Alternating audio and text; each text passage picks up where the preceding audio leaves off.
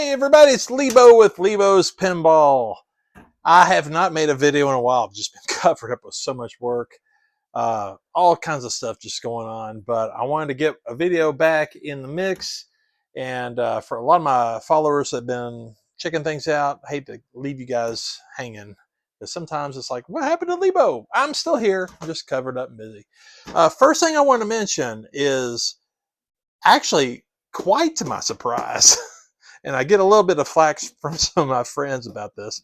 But if you check out Pinside, especially if you check it out now, I wrote up a little story about just kind of my background, whatever, and ended up being on the front page, which was pretty cool. And I've had some really nice comments from some folks there. If you haven't checked it out, go and read it and see what I wrote. Anyways, I just want to thank the folks that have already commented there. It's kind of weird the way that you reply to comments. You can't, pluck out particular quotes and reply to it. I wanted to, but anyways, I appreciate all the comments. So anyways, enough of that business. What do we got here? We got a Prospector. Got a customer who was referred from another customer of mine that said, hey, we've got a game that I need to have a little bit of work done. Now, we're not going to do a big full restoration on this game. We're not doing cabinet work. We're not doing a big bunch of playfield work. There might be some things that are necessary that we got to fix, like if there's broken rubbers or, bulbs that are out or whatnot. But the main objective here is just to try to get this game working. So I've not powered it up. As you can see, it's still on the dolly. We just hauled it down the stairs. It's always a pain getting it down.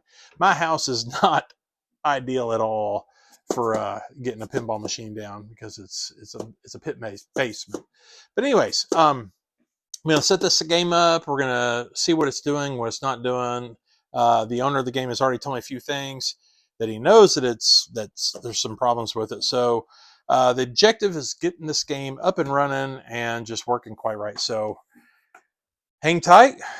Here we go.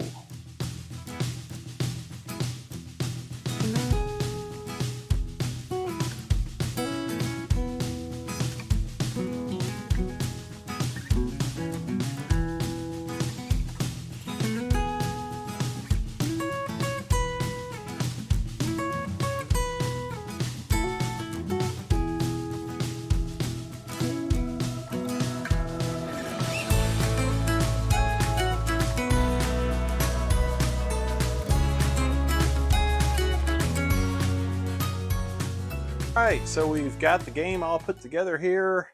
Everything is assembled. We're starting to hook things up, and took a look here at the Jones plugs, getting them pulled out of the cabinet, ready to hook them up to the back box. And one of the first things that I saw, look right here.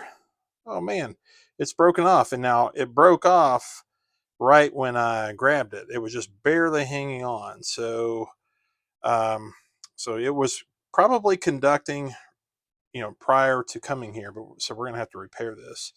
But it could have been just kind of flaky. I don't know. So how we're gonna do this now? I think there is maybe a source to actually get a whole new board to kind of recreate a Jones plug, which I've never done before. That may be quite a pain. I'm not sure.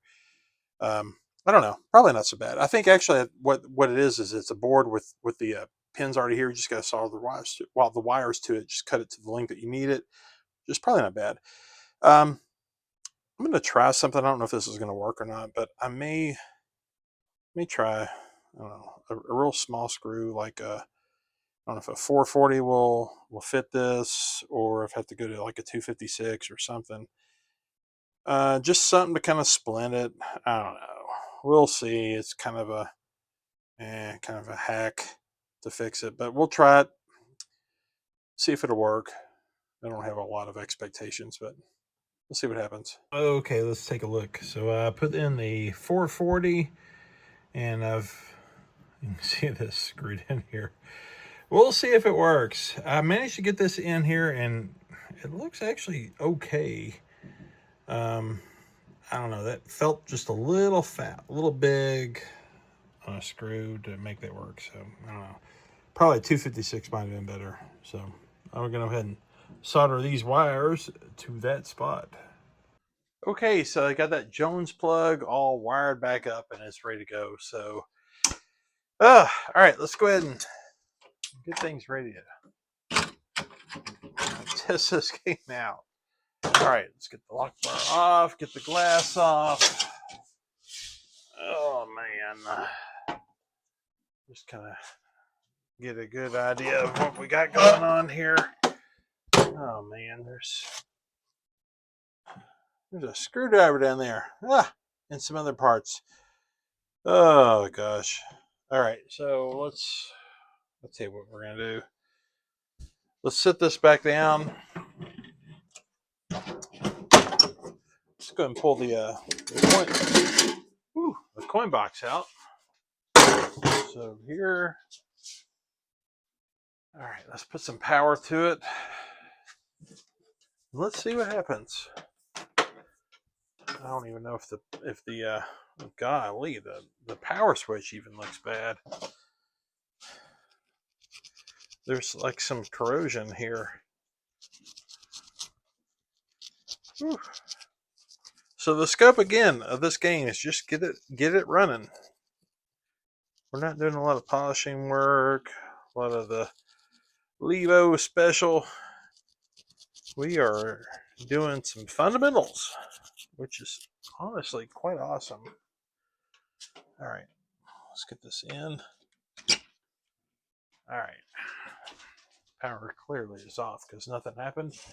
All right, so it lit up. Things lit up. Let's start a game. Nothing when I press a button. All right, so that's where we're at. All right, so let's proceed forward and see what we can do to get a game going. All right, so that first part was easy because that one wire there was not connected.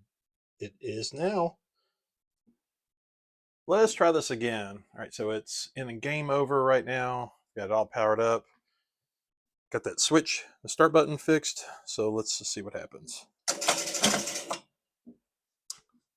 I heard what sounded like kicking something, but it didn't actually kick a ball. We are showing now player one, and it says one can play. So if we hit the credit button again, it should go from 1 to 2. It did not. Nothing changed. It did not kick a ball over. Flippers are active. Looks like those whatever the spinners are not responding. Looks like we got a lot of the other switches are all working. Ooh, that's almost kind of like that's gotten stuck. Here, let's kill the power. Something didn't sound right on that one. I don't want to burn up a coil. Now let's start it again, see what happens. Again, we are on game over.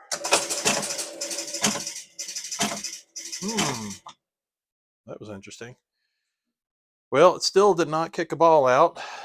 It's got that one ball that's sitting there, and it should have kicked that over here, but it's not doing that. If I manually push it over there, and we just have the ball, go down through and hit a few things. Let's speed up this process. If we drain it, what does it do? Okay, so it sensed that the ball was there, so that switch is making. But ball in play still says 1. So there's a couple clues of what we got going on, at least symptom-wise. So where are we going to go from here? I tell you what I may do, because there could be a few things going on. Sometimes like this, what I just like to do is just kind of go over a lot of the switches. I will go ahead and probably pull, that panel out inside there and put it over here either on the rotisserie or maybe just set it on the table and just kind of go through them and just look at all the switches, because sometimes even without studying the schematic, which I've got right here, and it just doesn't look the best. It's a little hard to read just the image quality is, it's not the best. But what I like to do is, still having it out, I can go ahead and just start looking at it even without knowing the circuit. And it might be that I can look for certain areas that, hey, I can tell by the change of state of the solenoid. Is it actually making and breaking switches like it should? I mean, sometimes you see some things that are just obvious, and so that's probably what I'm going to go ahead and do now. But I tell you what, I'm going to go ahead. I hate to cut it short, but it's been a while just getting a video out, and I wanted to at least kick something out to you guys. So thanks for watching. Tune in next time, and we're going to hopefully have some progress that we can share with you guys. So we will see you next time.